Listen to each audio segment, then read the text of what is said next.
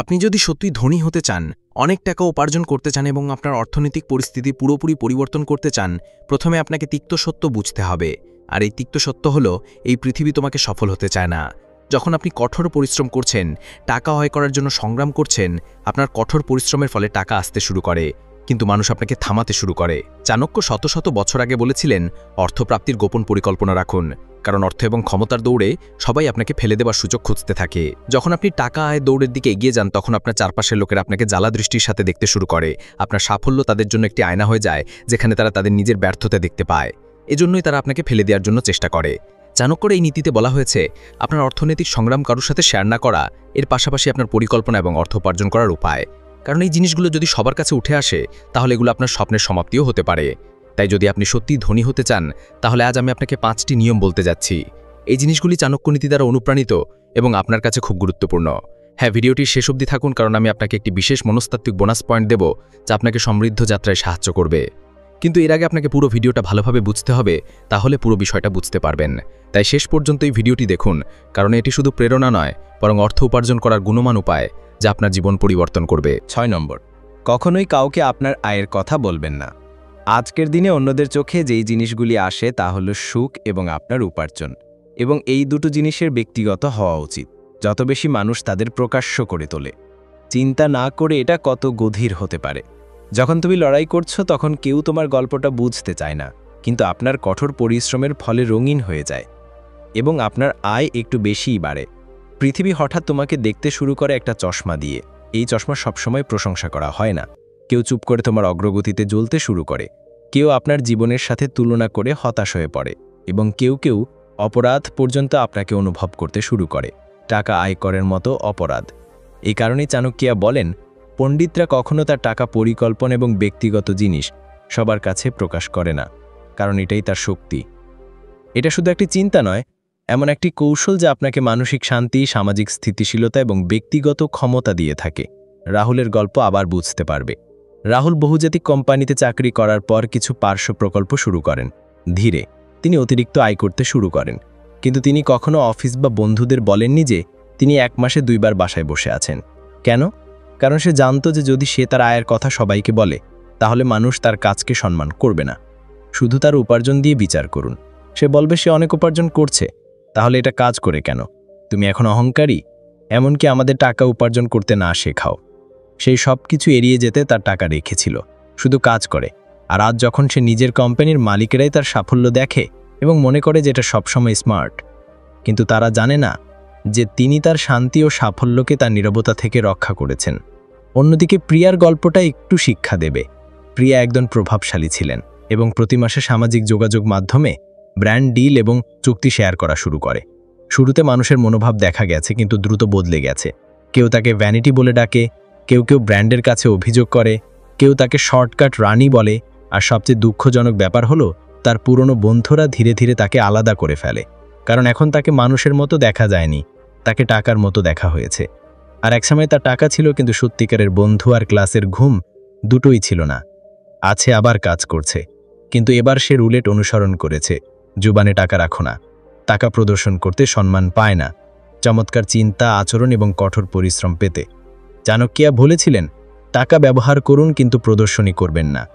কে অর্থ উপার্জন করে তার কর্মক্ষমতা একটি উপায় নিজেই দুর্বল করে তোলে।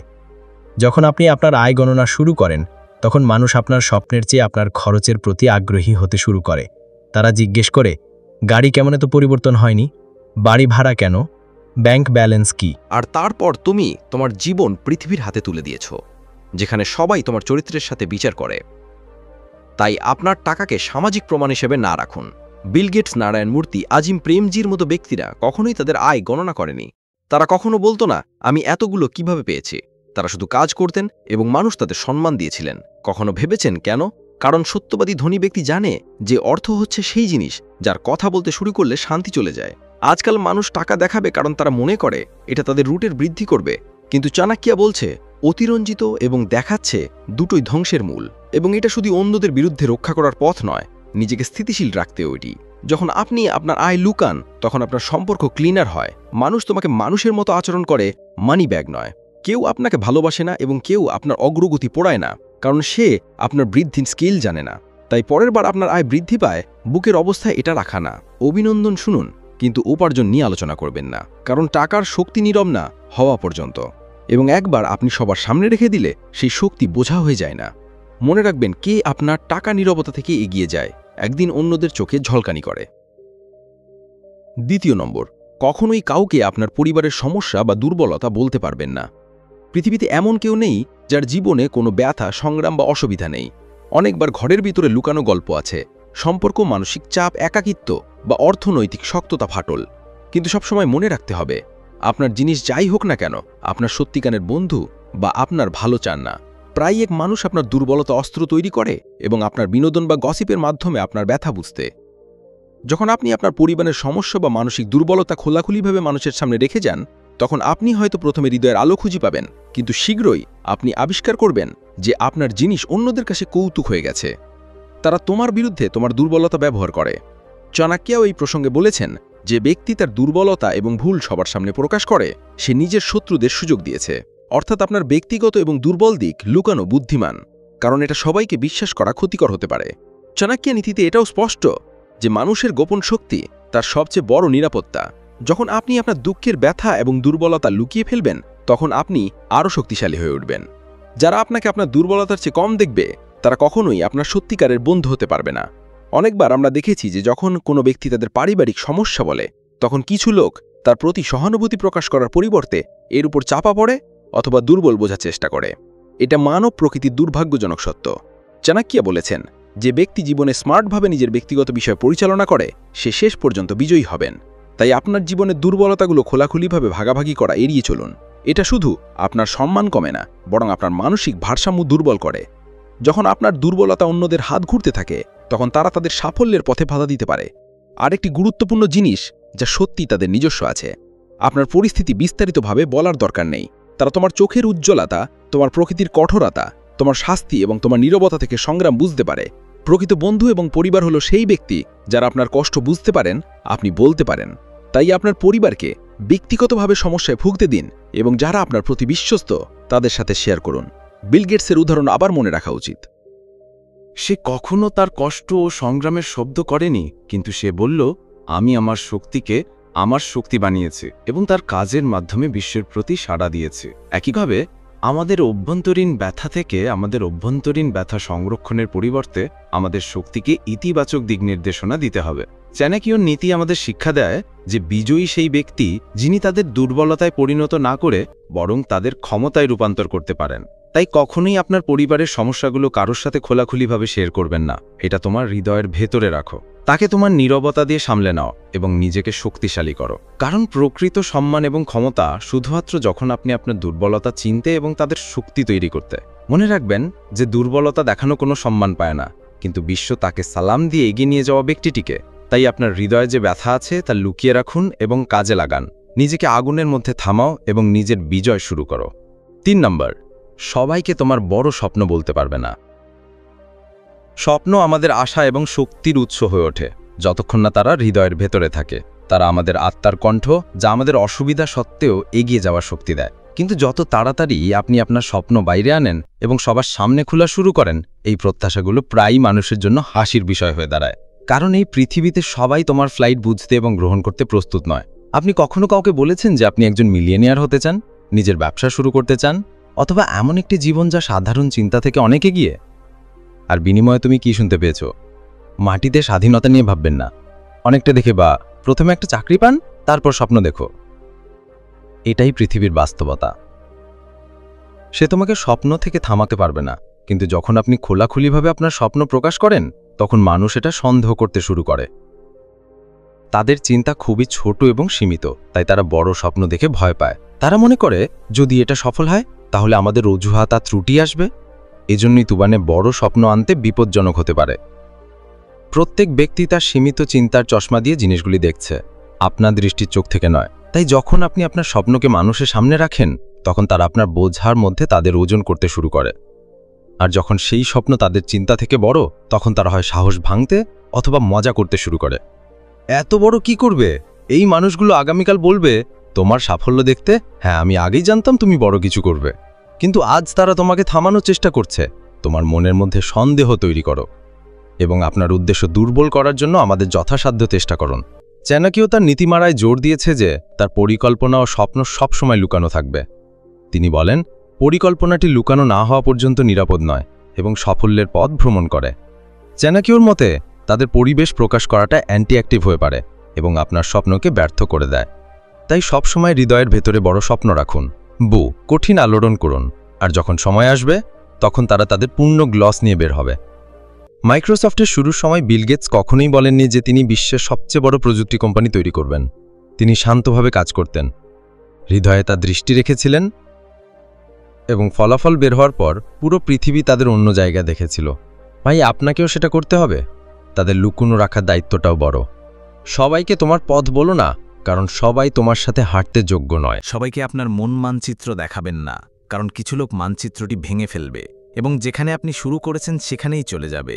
চাণক্য বলেছেন আপনার উদ্দেশ্যকে শান্তভাবে দেখা করতে। যে তার পরিকল্পনা নিয়ে আসে সে দ্রুত হারিয়ে যায়, তাই শান্তিতেই চলুন। স্বপ্নকে হৃদয়ে লুকোচুরি করো এবং তোমার সবচেয়ে কঠিন অস্ত্র বানাও। মানুষ কথা বলার সময় তর্ক করছে, কিন্তু যখন আপনি এটা দেখান, মানুষ আপনাকে এবং স্যারকে সম্মান করে। তোমার স্বপ্ন তোমার দায়িত্ব, তারা সত্যের সাথে জড়িয়ে পড়ে না। 4 নম্বর, আপনার পরবর্তী পদক্ষেপ। কাউকে কখনো বলো না। যখন আমরা জীবনের একটি বড় ধাপে তৈরি, কর্মজীবনে, ব্যবসায় বা বড় পরিবর্তন, তখন আমাদের মনের মধ্যেও ভয় আর নিরাপত্তাহীনতা আছে। এই ধরনের পরিস্থিতিতে আমরা প্রায়ই অন্যদের সাথে সেই জোর ভাগ করা শুরু করি। মনে হয় আমরা সমর্থন পাব, উৎসাহ। কিন্তু থামো, এই পৃথিবীর বাস্তবতা অন্য কিছু। বাস্তবতার পরবর্তী ধাপ না থাকলে এটি কারো সাথে ভাগাভাগি করতে পারে। আপনার শক্তি, পরিকল্পনা এবং আপনার চিন্তা সব বাইরে যায় এবং আপনার বিরুদ্ধে ব্যবহার করা যেতে পারে। অনেকবারই আপনি বিশ্বাস করেন যে আপনি আপনার স্বপ্ন সম্পর্কে মজা করা শুরু করেন বা আপনাকে থামানোর চেষ্টা করেন। এই লোকের আপনার অগ্রগতিকে ভয় পায়, আপনার সাফল্যের সাথে জ্বলছে। এখানে চাণক্যের নীতি আমাদের জন্য সবচেয়ে বড় শিক্ষণীয় হয়ে উঠছে। তিনি বলেন, রাজ সবসময় নিরাপদ।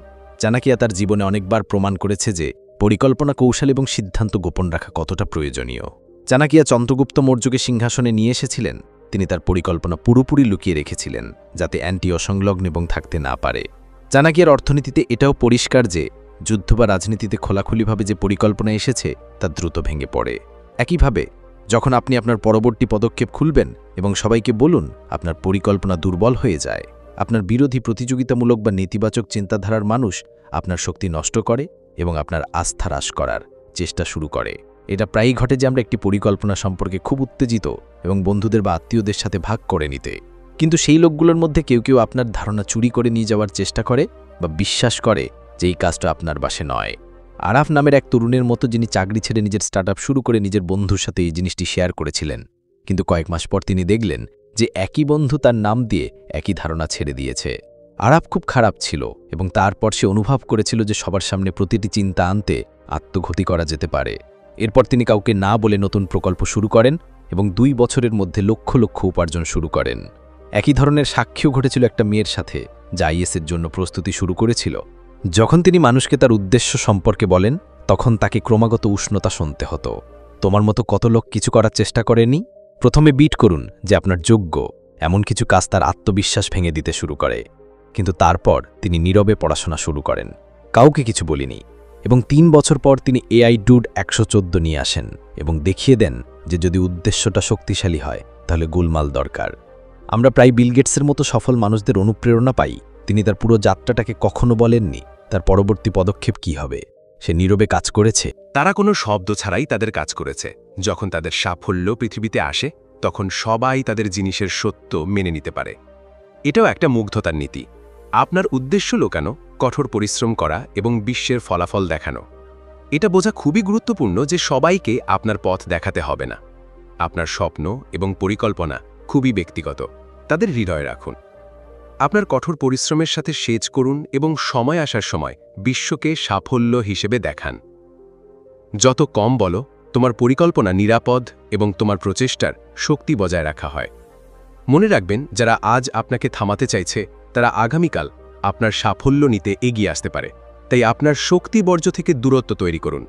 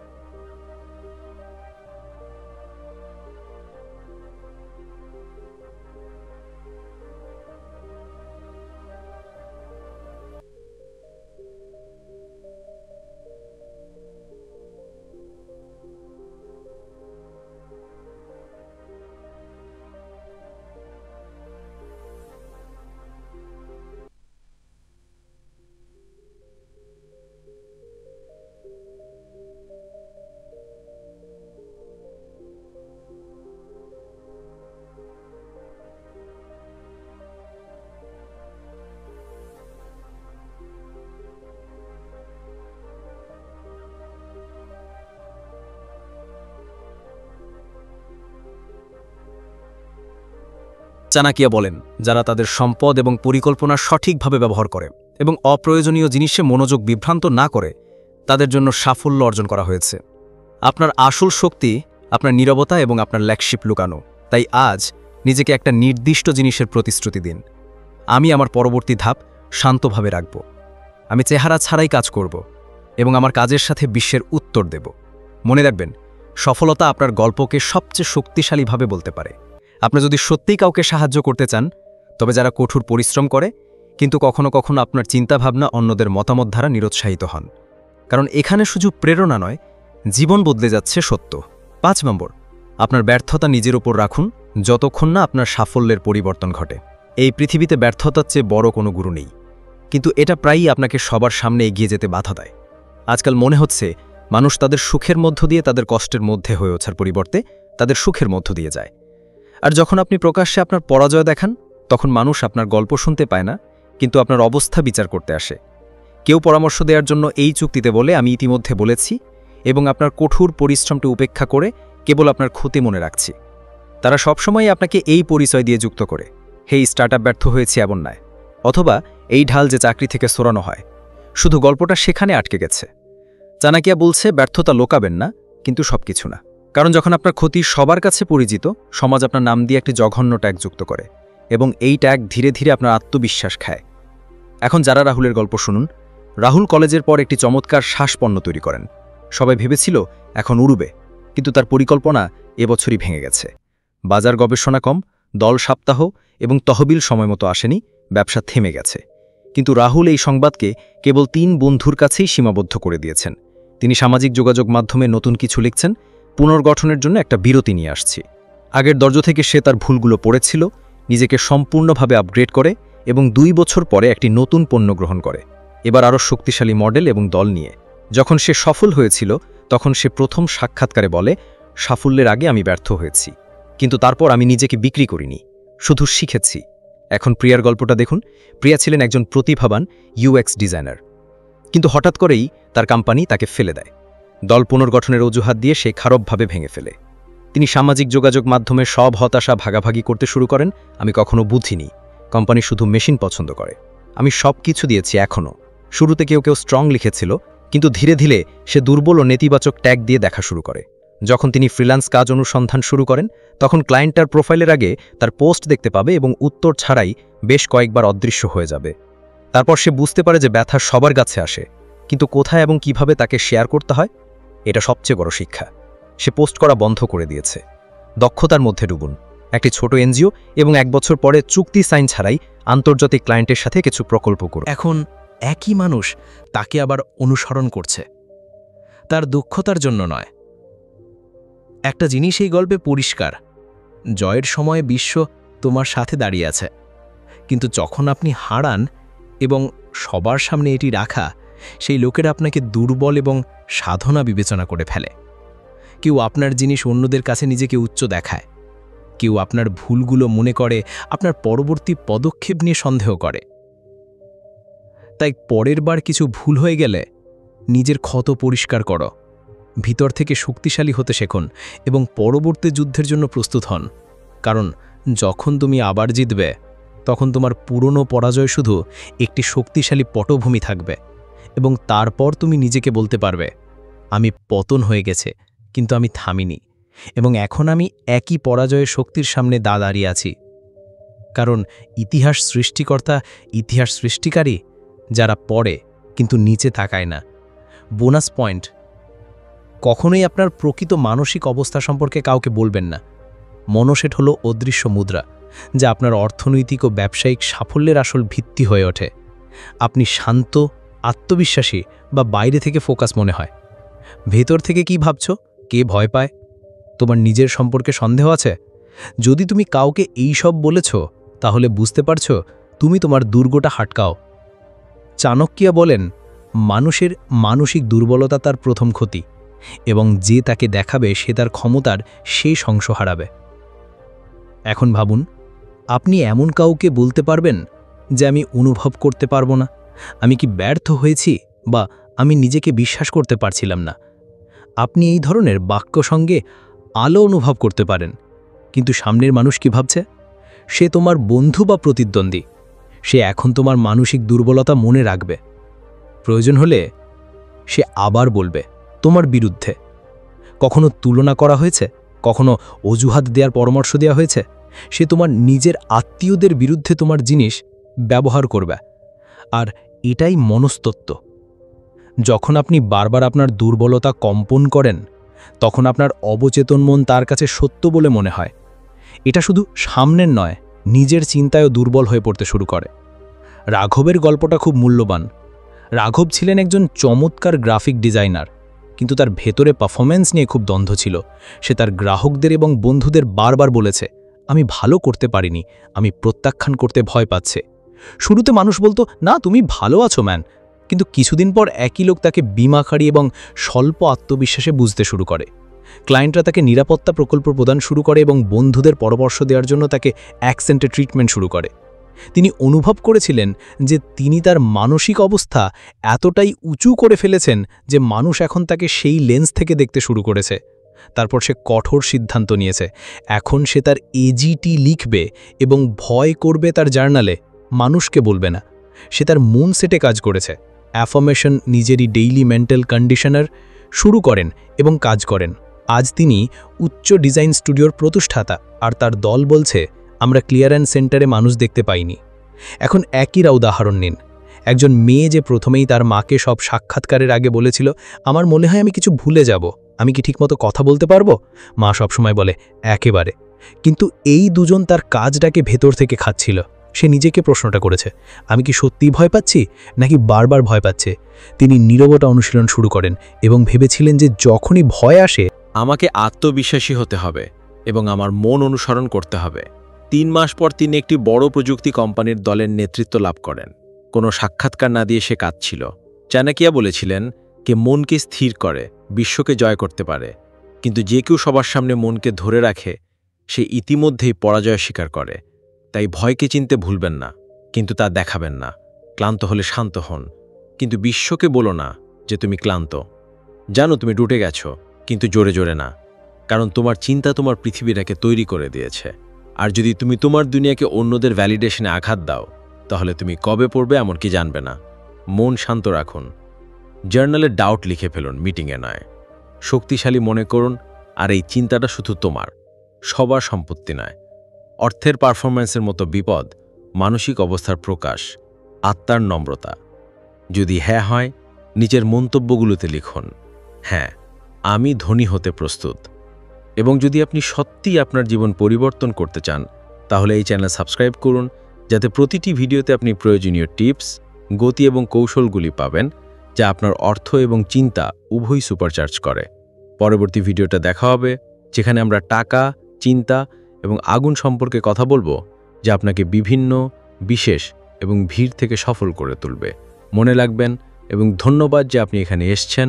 চলুন আপনার বিজয়ের দিকে যাই।